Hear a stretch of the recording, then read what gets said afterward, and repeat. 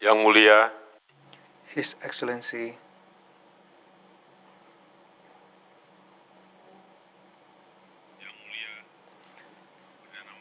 His Excellency Prime Minister Justin Trudeau, His Majesty, Excellencies ASEAN leaders. Today, ASEAN-Canada partnership enter a new phase as strategic partner. Welcome to the ASEAN family, Prime Minister Trudeau. Hopefully this will bring greater benefits for the people and the region. Canada is a strategic partner for ASEAN in building food security, building downstream industry, and in building open and just trade in the region. Furthermore, as a strategic partner, I hope Canada can become an anchor for peace and stability in the region that respects international law and that encourages cooperations that are more concrete and inclusive, in particular in the Indo-Pacific region. That's all from me. I hereby declare the ASEAN and Canada Summit open. Selanjutnya saya mengundang Next, I would like to invite His Excellency Justin Trudeau, Prime Minister of Canada, to deliver his opening remarks. Your Excellency, the floor is yours. Thank you very much, President Widodo, for your welcome here to this ASEAN Summit. As always, the hospitality of the Indonesian people is legendary and much appreciated. I want to give a shout out and a thank you to Malaysia right now for your support and guidance as Canada's country coordinator here at ASEAN. My friends, it is a great honor for Canada to once again be part of this summit this year. I've been participating in ASEAN summits personally since 2017. This is my second time visiting Indonesia in a year, and some of you may know a number of ministers from our government have been engaged recently in all of your different countries across the region. Canada and ASEAN now count more than 45 years of partnership. And this week marks a historic milestone, as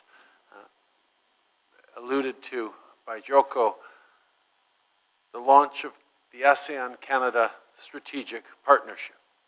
C'est une étape déterminante dans notre relation avec le lancement du partenariat stratégique entre le Canada et l'Association des Nations de l'Asie du Sud-Est.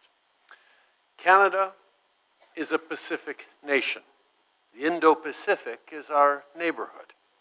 This partnership truly matters to us, and Canada deeply respects the centrality of ASEAN to this region. Canada's Indo-Pacific strategy and ASEAN's outlook on the Indo-Pacific are aligned. We share clear commitments to peace and stability, openness and transparency, to development and economic cooperation, and to an understanding that international rules are essential for growth. Canada is committed to increasing our engagement and being an even more active presence in the region. Last year, Canadian exports from and imports to ASEAN increased by 29% from the year prior. That's great, but we need to do even more. In the nearer term, Canada looks forward to concluding a Canada-ASEAN free trade agreement.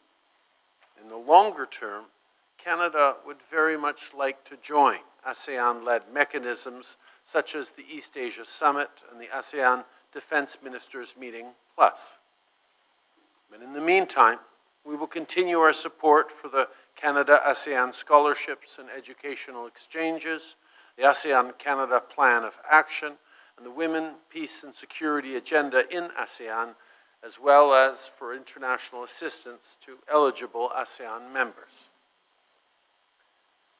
Well, these past years have been difficult all around the world, but they've also shown us just how interconnected we all are. whether it's because of the pandemic, natural disasters, or conflicts. We're seeing it with Russia's war in Ukraine, which is exacerbating challenges like food insecurity right around the world, including here in this region.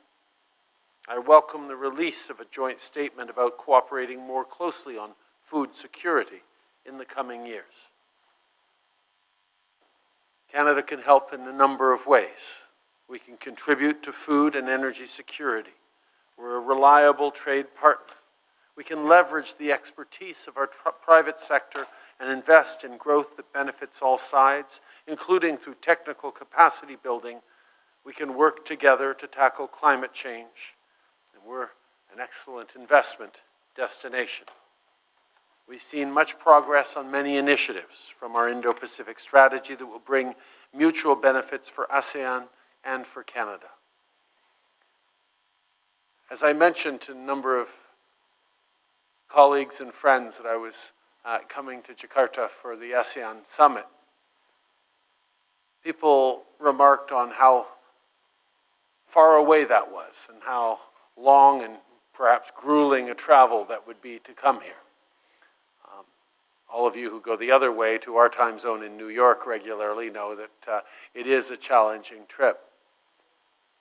But regardless of the geographical distances, these past years have shown us just how connected and close we all are. Things that happen in any corner of the world now affect every corner of the world.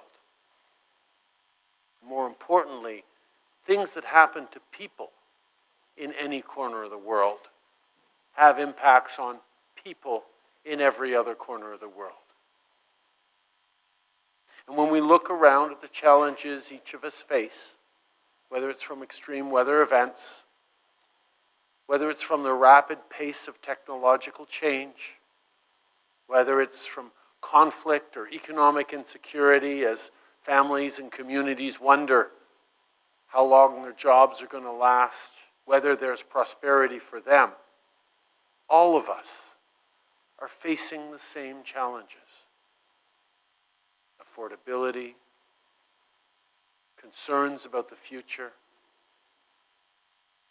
concerns that maybe the institutions we built over the past decades are not up to the challenge of meeting the moments of the coming decades.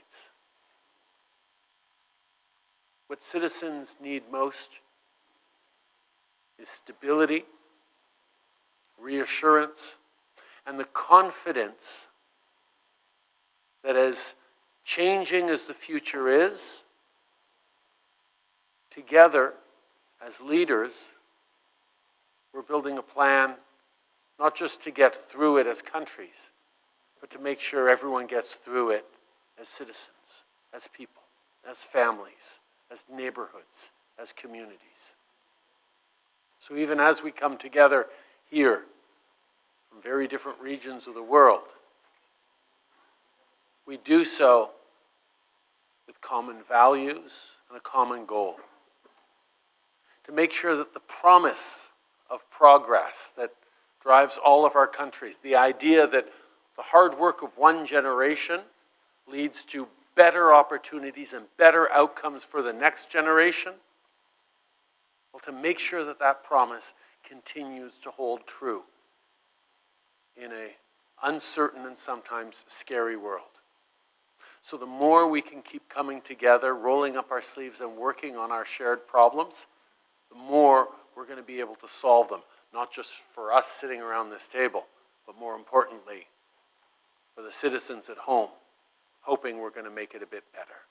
That's what gathers us here. That's why I'm so pleased to be a strategic partner at ASEAN, because it means good opportunities here for people in ASEAN, but also good opportunities for people back home in Canada. And that is what keeps us moving forward. Merci beaucoup, mes chers amis.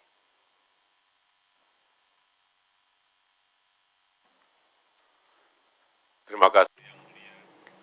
Thank you, Your Excellency. Next, before we proceed to the plenary session, which will be carried out behind closed doors, I respectfully request